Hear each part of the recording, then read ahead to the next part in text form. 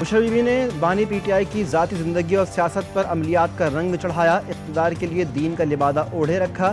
साबिक़ वज़ीर-ए-आज़म इक़्तिदार के लिए तोहम परस्ती का शिकार थे। बरतानवी जरीदे द इकॉनमिस्ट का इंकशाफ मज़मून के मुताबिक बुशरा बीबी ने बानी को बताया कि अगर हमारी शादी हो जाए तो आप वज़ीर-ए-आज़म बन जाएंगे। बानी ने इक़्तिदार और ताकत के लिए अपनी पीर ने शादी की। बुशरा बीबी मुलाजमीन से गोश्त, जानवरों के सर और कलेजी मंगवाया करती थीं। मेरिट के महज नारे, रियासती उमूर में बुशरा बीबी हरफ़ आखिर थी।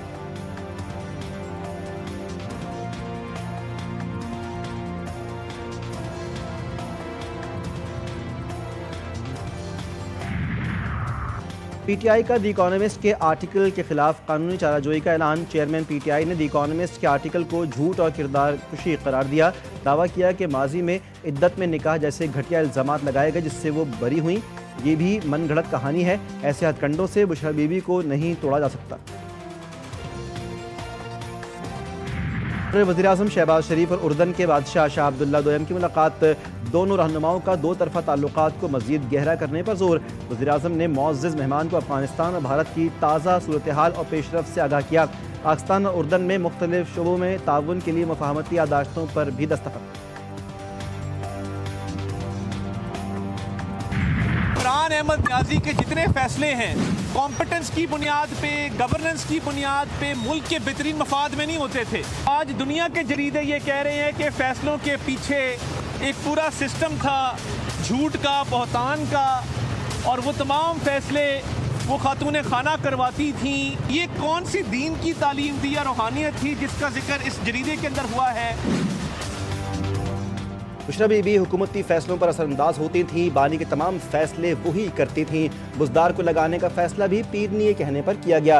ये कौन से दीन की तालीम थी जिसका जिक्र जरीदे में हुआ? वफाकी वज़ीर इत्तलात अता तारड़ की शदीद तनकीद। बोले द इकॉनमिस्ट की रिपोर्ट में बानी की हकीकत खुलकर सामने आ गई। पीटीआई के पास इल्ज़ाम तराशी के अलावा कुछ भी नहीं।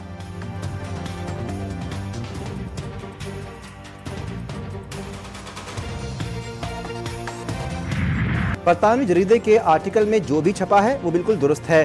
शर्मनाक है कि वज़ीर-ए-आज़म सरकारी फैसले बीवी से पूछ कर करते थे। वज़ीर ममलिकत बराए ओवरसीज़ पाकिस्तानीज़ ऑन चौधरी ने कहा कि अपने एक बयान में कहा कि 25 करोड़ अवाम का मजाक बनाया गया है। इससे मुल्क की आलमी सतह पर जगहसाई हुई।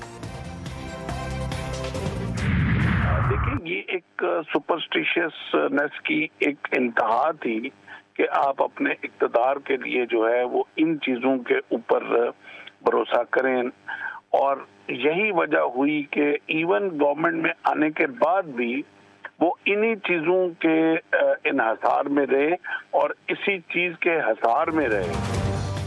बानी पीटीआई ने अकल से हुकूमत चलाने के बजाय मौकिलों के जरिए हुकूमत चलाने की कोशिश की। दिफाई तज्जियाकार मेजर रिटायर्ड मीसम रजा ने भी बरतानवी जरीदे की रिपोर्ट को हक़ाइक़ पर मबनी करार दे दिया। GTV से गुफ्तगू में कहा कि बानी पीटीआई ने पंजाब, आज़ाद कश्मीर और KP में हुकूमतें भी उनके मशवरे से ही बनाई, जिसका खमियाजा मुल्क कौम ने भुगता।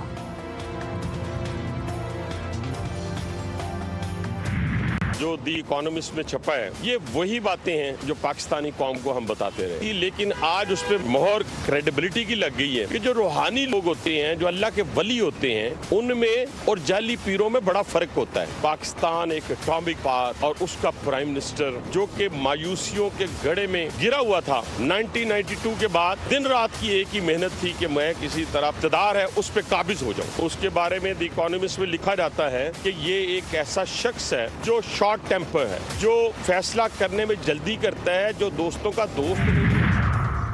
गैर मुल्की जरीदे ने बानी पीटीआई और बुशरा बीबी को बेनकाब कर दिया। जरीदे में वही सब लिखा है जो हम कौम को बता रहे थे। वज़ीर रेलवे हनीफ अब्बासी ने कराची में मीडिया से गुफ्तगू करते हुए कहा, आईनी फैसलों से लेकर काबीना की तश्कील तक हर चीज़ में पीरनी का हाथ था। करप्शन सामने लाने पर काले जादू की बुनियाद पर DGISI को तब्दील किया। PTI ने भारत और इसराइल से फंडिंग ली।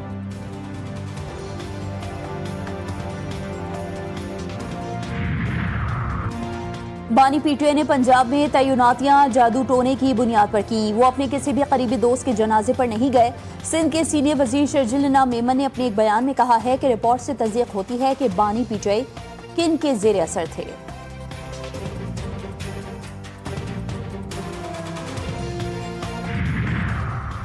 बुशरा बीबी से मुताल्लिक बरतानवी जरीदे की रिपोर्ट 100% दुरुस्त और हक़ाइक़ के मुताबिक वज़ीर इत्तलात पंजाब उमर बुखारी की तनकीद। कहा कि बानी PTI के बाद बुशरा बीबी के कारनामों के चर्चे आलमी मीडिया में हो रहे हैं। बरतानवी जरीदे की रिपोर्ट ने जाली पीरखाने और रूहानियत में छिपी शैतानियत से पर्दा उठाया। जो मुखालिफिन को कहता था छोड़ूंगा नहीं, वो खुद जाली तरीके से अपनी ज़ौजा तक पहुँचाई जाने वाली मालूमात को रूहानियत समझता था। 4 साल तक कोच और पीरनी ने बानी PTI को बेवकूफ़ बनाया।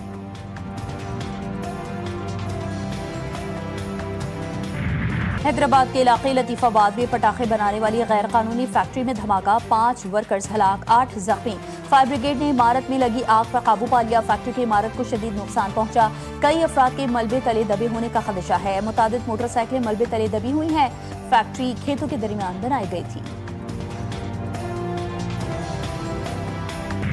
शहर-ए-कायद की तारीख का सबसे बड़ा ई-चालान, ट्रैकर न होने पर डंपर मालिक पर 1 लाख रुपए जुर्माना। रज़ाकाबाद डंपर हादसे में रिक्शा ड्राइवर जाँ बहक और मुतादिद जख्मी हुए थे। डंपर में ट्रैकर नस्ब नहीं था और फिटनेस सर्टिफिकेट भी नहीं था। 3 माह के लिए ड्राइवर का लाइसेंस भी मअतल।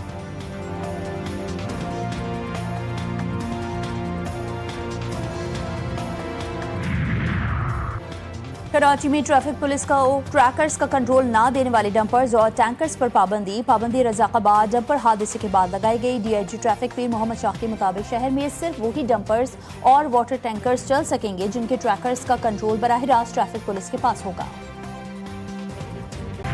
कराची खवातीन के लिए खुशखबरी, पिंक बस सर्विस के नए रूट का ऐलान। सिंध के सीनियर वजीर शर्जील मेमन ने नवीद सुना दी। कहते हैं कि पिंक बस सर्विस का नया रूट 17 नवंबर को अब्दुल्ला चौक से नुमाइश तक होगा। इब्तिदा में ये सर्विस सुबह 8 से 9 बजे, दोपहर 1 से 2 बजे और शाम 5 से 7 बजे तक दस्तयाब होगी।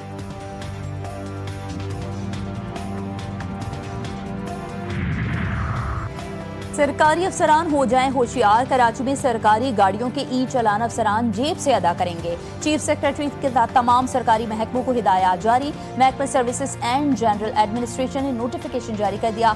सीट बेल्ट, काले शीशे, सिग्नल तोड़ने और चलती गाड़ी में मोबाइल के इस्तेमाल पर ई-चालान होगा।